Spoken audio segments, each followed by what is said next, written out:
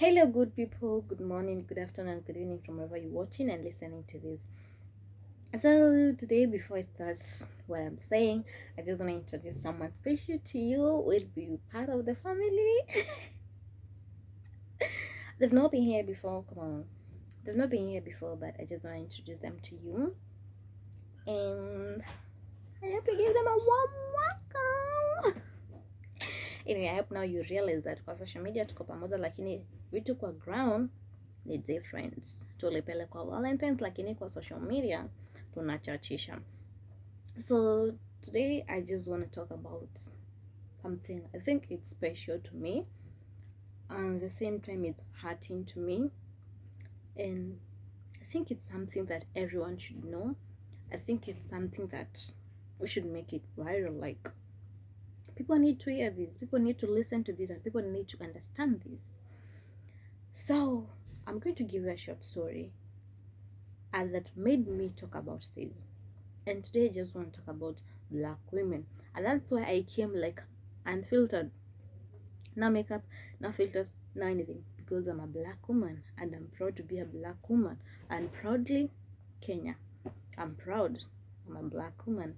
I just love my color despite everything. I just love my color and I just love my country. So I just want to talk about these black women, and especially livers not in our country but in a foreign country. So if you've been in a foreign country, I think you can guess what I'm trying to talk about. And so this is the story I want to share. So some few months, that is last year, I traveled to a foreign country, and I don't, as in I'm not talking about like Africa countries, like coming from Kenya to like Uganda, from Uganda to now, like basically I'm not talking African countries, I'm talking about foreign countries like States, Dubai, Italy, like that. So the story is, for those who have been into different countries, like I don't know whether it happens to other countries, but for those who have been outside African countries, you know it happens that having your own house is like quite expensive if you're not that financially stable. And what mostly happens here is the partitions and bed space and any just the sharing of the rooms. And so it happens. I'm in a partition, me and my best friend. So we come to this partition. It's a big room that is divided into two. There are two master rooms and there are three partitions.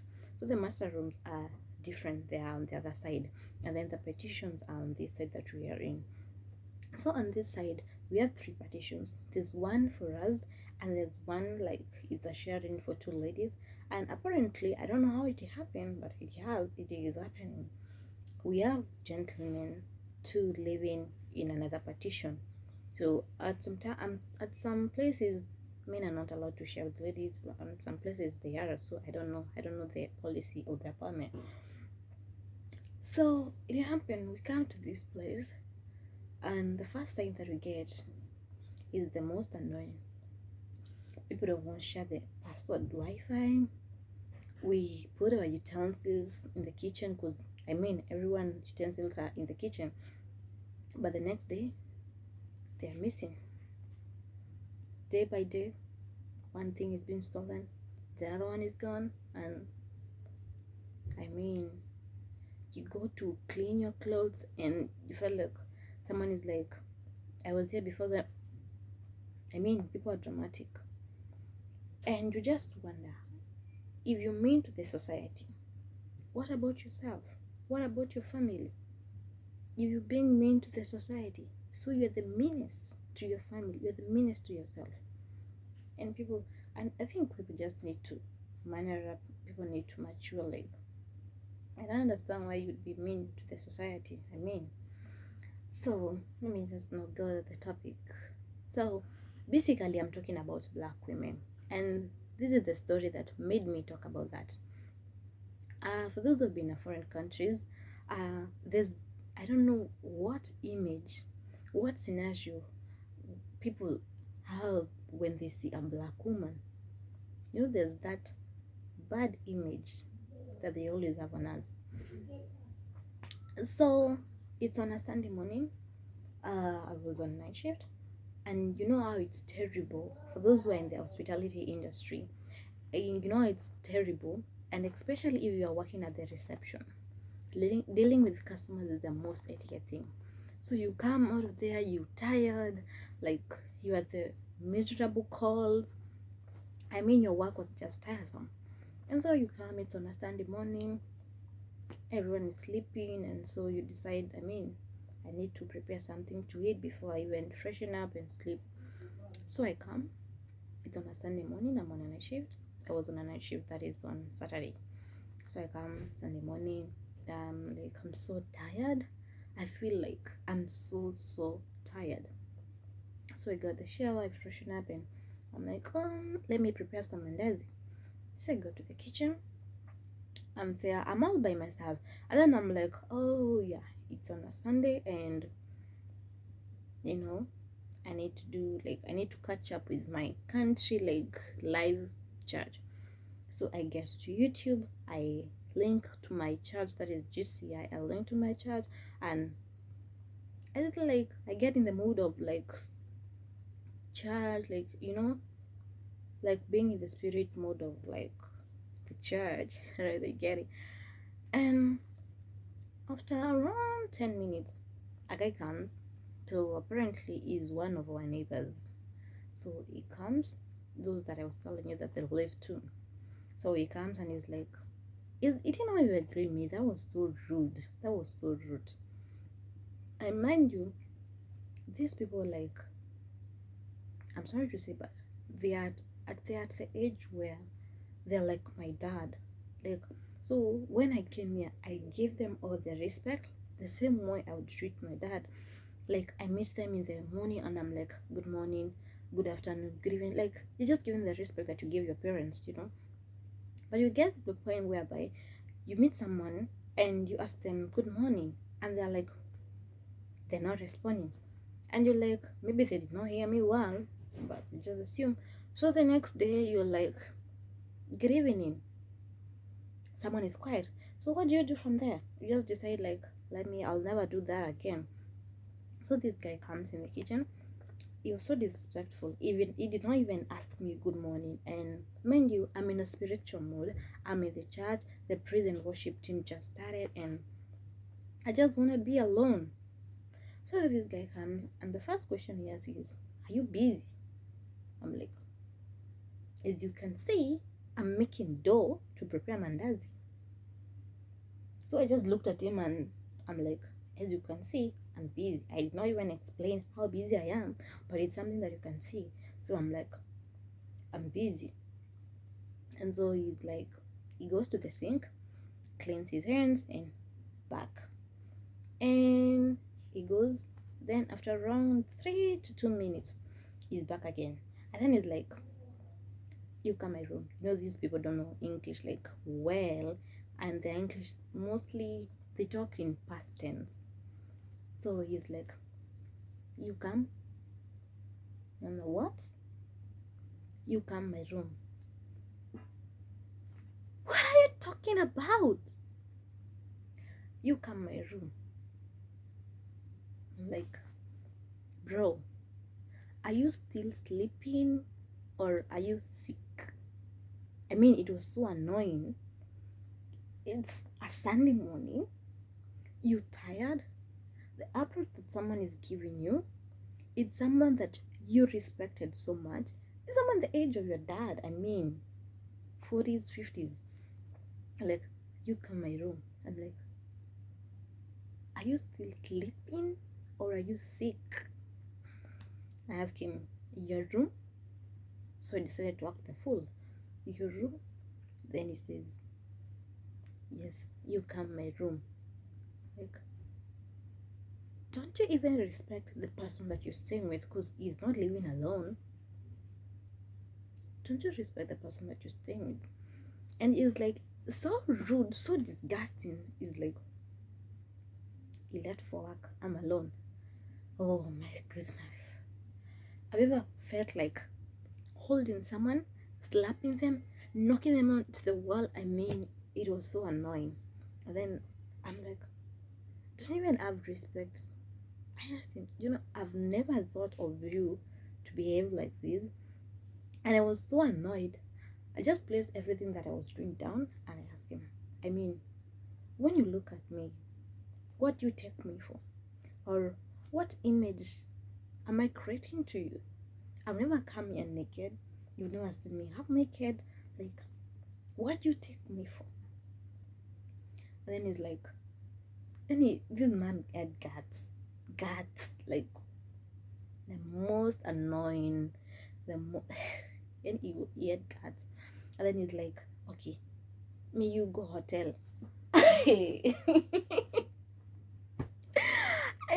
mean, and I'm like, bro, are you sick? Are you sick? Like, me you go hotel.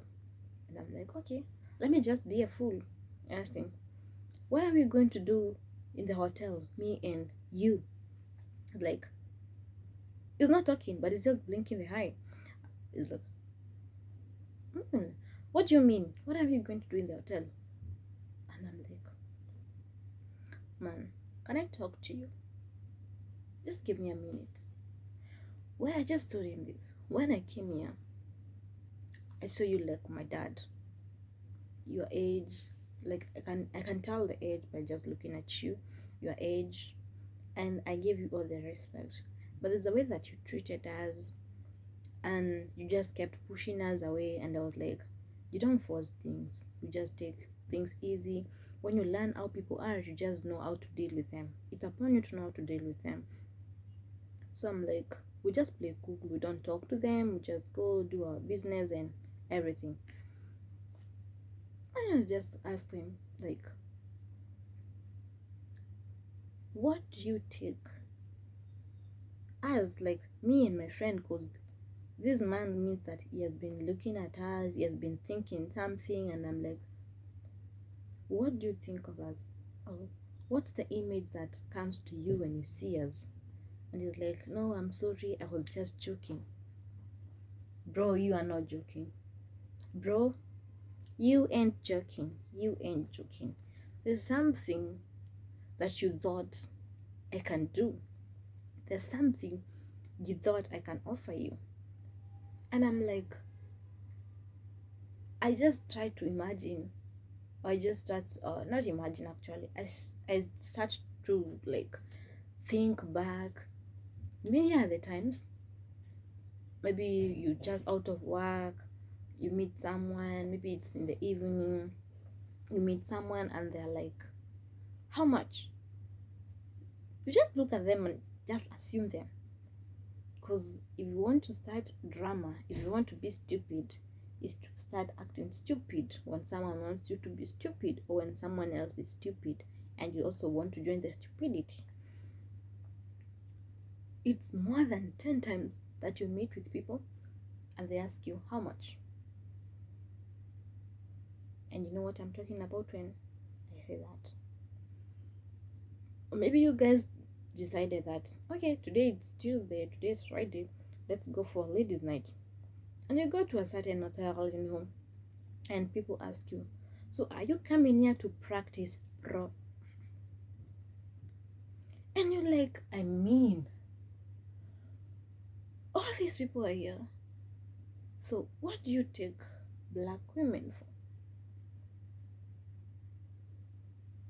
Maybe one or two have destroyed our image, but does it mean that you judge everyone?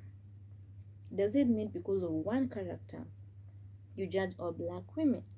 I mean, you go looking for a job and someone asks you, or someone just calls you, you have been applying for a job, someone calls you and they're like, where are you from? I'm from Kenya. Okay, we shall call you back. They never call you back. They never call you back. I don't know what image comes to people, especially foreigners, when they see us, or when they just hear we are from an African country. And my question is, especially in Kenya, when these people come to our country, I mean, I mean, you can even take this to the bank. We treat these people as kings. How we treat them, like we give them the respect, like just like kings, queens, prince, princess. Like, but when you come here, the kiss is different. You like trash. Trust me, you like trash. And I'm not ashamed to say this, but the picture that they think, okay, like the image that they think we are, it's not good. It's not good. It's not good at all. You'll end up looking for a job for 3 years and not finding one because you're an African. And a foreigner will come, ask for the same job the same day and get it. But for you, it might take forever. But no matter what, God is there for us. No matter what, we are beautiful. We are proud of our color. I mean, God just blessed us. And trust you me, black women are the most beautiful ladies in this world. The most beautiful thing. The most beautiful beings. I mean, how we smile, how God just created us, the black color, everything about us is amazing, you know. So, I don't want to say, but guys, people need to upgrade. People need to clear their minds that we are not what they think we are. I mean, some of us work so tirelessly. Some of us work like tirelessly. I mean, we just go an extra mile. Some of us work overtime just to make ourselves comfortable, to ensure that our families back at home are well, they are faring well, they have everything that they need. They have food, shelter, they have clothing. Like, we just want to ensure that everything is good. You work extra time, you sacrifice your off day to work, like at least to get something extra. And the day that you decide, okay, today I've been working myself out, so today let me just go grab something, and someone just approaches you and they're like, how much tonight? I mean, the same way you are created in a special way is the same way we were created in a special way. And what I would like to tell my Africans is that when you go to a foreign country, no matter how many challenges you're going to come across, no matter how long you're going to get discriminated, no matter how long people are not going to give you that job that you need because of your black color, don't give up. Don't give up. There's God. There's God. You know me, I went to a place and they're like, we're not going to give you this job because our clients are most like, they are foreigners, like. So I'm like, okay, I'm not trying to be rude, I just want to be specific. My question is, you go to an interview and you're like, why are these people not giving you this job? You deserve it and they really need you, but your black color gonna foul you. And I'm like, okay, I'm not trying to be rude, but I just want to ask one question to be specific. Do you want to mean that all your visitors are foreigners? Just the same way one would go to Kenya and you are told that, maybe I'm a Kamba and I go to work to the Kikuyus, and you're like, you're not going to take you because most of our guests are from Kikuyu, from Nyeri, from Orenga, from whatever. And you're like, do you want to mean all your customers are Kikuyus? Do you want to mean there's nobody from Machakos who is going to come to this place? And they're like, not like that. You're like, okay, thank you. So guys, Don't give up. Just give your shot and just put God first. Tell God, God, I know this is going to happen, or maybe God, this will happen, but I'm not I'm not going to give up. I still keep trusting you, and there's one day that they're going to be like, if it's not because of me, they don't have grown that big. So my dear sisters, my dear brothers from my African country, when you go to these foreign countries and you get to meet all these, just put God first. Pray a lot. I always tell people, pray. When you're in a foreign country, you need to pray. Remember, your mom is not there, your dad is not there, your siblings are not there, your guardians are not there. So it's you and your God. So it's upon you to pray. Keep God so close to you. He's going to fight for you. He's going to get that job for you. He's going to make people, when they see you, they just see the image of God. Now when they see you, they see a different image. I mean, it's too much. People need to upgrade. People need to upgrade. So guys, I hope you got something from here. It was so annoying. Why someone would just come to interrupt your spiritual mood and tell you a lot of nonsense. And till today, this guy never talks to me. Actually, when he sees me, he's so shy, he's so ashamed. And just yesterday, he came to the kitchen and he's like, I'm sorry, I was just joking. I'm like, man, just give me my peace. At the same time, I'm like, God, just give them the wisdom. Just give them the knowledge. And may you make them see a God in us. May you make them see a God in me. Because I'm fearfully and wonderfully made. And I serve a living God. And I'm not going to be ashamed to say that. People shall never pull me down. I shall never prove to be what people think I am. And the same way, you should not go an extra mile. Face people. Ask them, when you see me, what do you see? I mean, when you see me, you should see God. So guys, that's what I had for today. I don't know how much you take it, but I think you have varied from 1 or 2 people. And next, I'm gonna talk about how I came to the foreign country. So keep it locked, keep sharing, keep subscribing, let's just grow together. Thank you for everything. Thank you for the support. Mr. Man said hi. I didn't say thank you to Bibi. Can I say thank you? I say thank you too. And thank you for everything, guys. And don't forget God.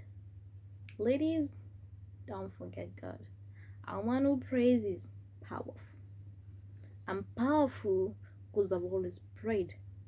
I've never given up because I'm always praying. So keep praying, keep trusting God.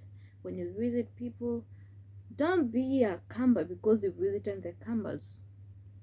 Remain to be that Kikuyu. Don't be a Luo because people want you to be a Luo. Don't start singing Kungulu Kungulu because people want you to sing Kungulu Kungulu and you don't know what it means. Don't fall into a pit that people want you to fall into. Stand with your own principles. Be yourself. Prove people that what they see it's wrong. Yes. Otherwise, take care of yourself. COVID is still there. Keep safe. Keep social distance and be good people.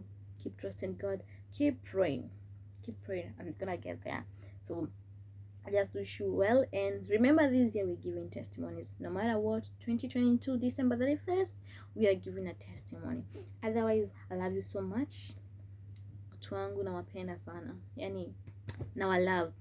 Thank you for everything. And today I was in the pub, like the pub, the Malay, reggae in the bathroom again. So see you next, people.